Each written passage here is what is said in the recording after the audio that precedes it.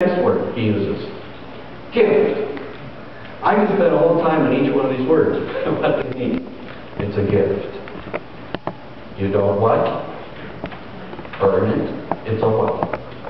Gift. If someone offers you a gift, you do not receive it until you what? You reach out and accept it. And you can't accept something that's been done for you because you have enough of your own stuff, thank you. Then you're in deep trouble. I don't need the gift. I got plenty of stuff. Paul says every one of us what? We need the gift. And now the next word. I could spend the next probably several Sabbaths on this word grace. Grace. Martin Lloyd-Jones says there is no more wonderful word than the word grace. It means unmerited favor or kindness shown to one who is utterly undeserving. It is not merely a free gift, but a free gift to those who deserve the exact opposite. Grace. In our day, unfortunately, there are far too many people that have a high opinion of themselves, even to understand grace, let alone to appreciate it. So God must humble many of us before we even listen to the idea of grace.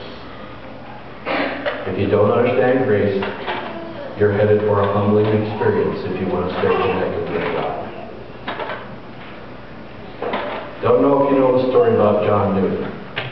You know his story? Some of you do, some of you don't. But what a great story. John Newton was an English clergyman who lived from 1725 to 1807. He had a wide and effective ministry and has been called the second founder of the Church of England. He is best known to us for what? His hymns. Newton was raised in a Christian home in which he was taught many great verses of the Bible.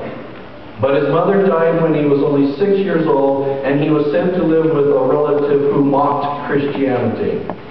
One day at an early age, Newton left home and joined the British Navy as an apprentice seaman. He was wild and dissolute in those years, and he became exceedingly immoral.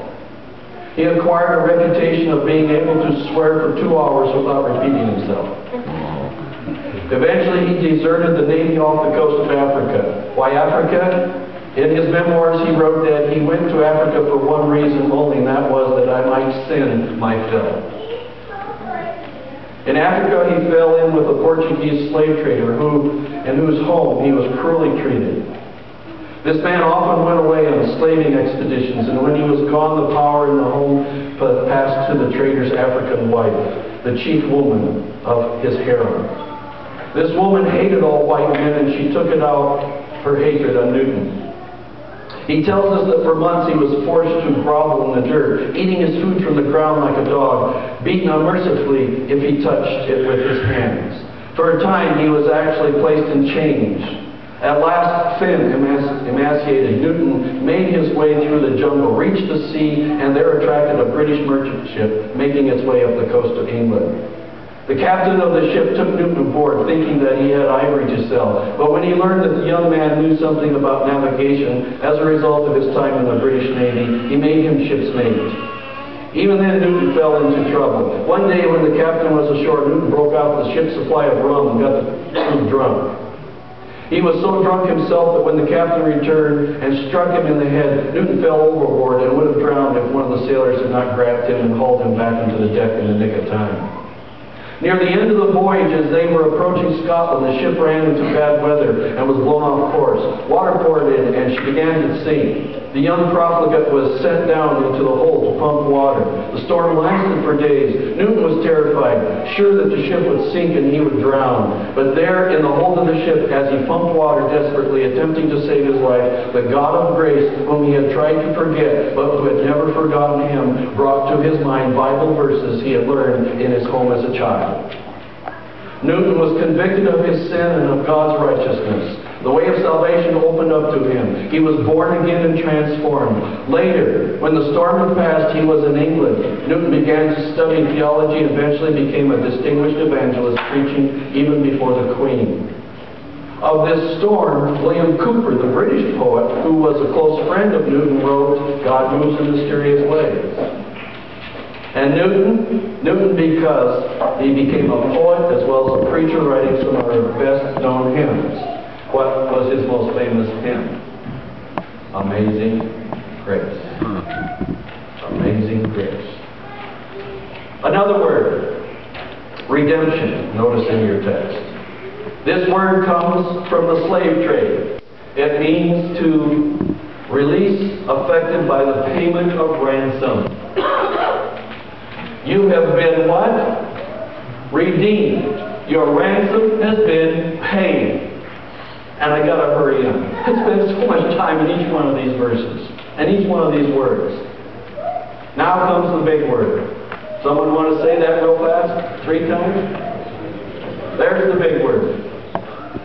As soon as, when you start talking about righteous by faith, I've noticed as soon as I start using words like justification, sanctification, but especially propitiation, people's eyes just glass over. What does the word mean? It is such an important word.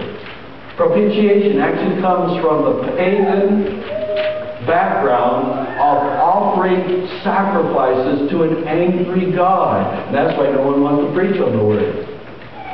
Because in the middle of what Paul is saying in Romans, this is once again a reference to the wrath that God has towards sin.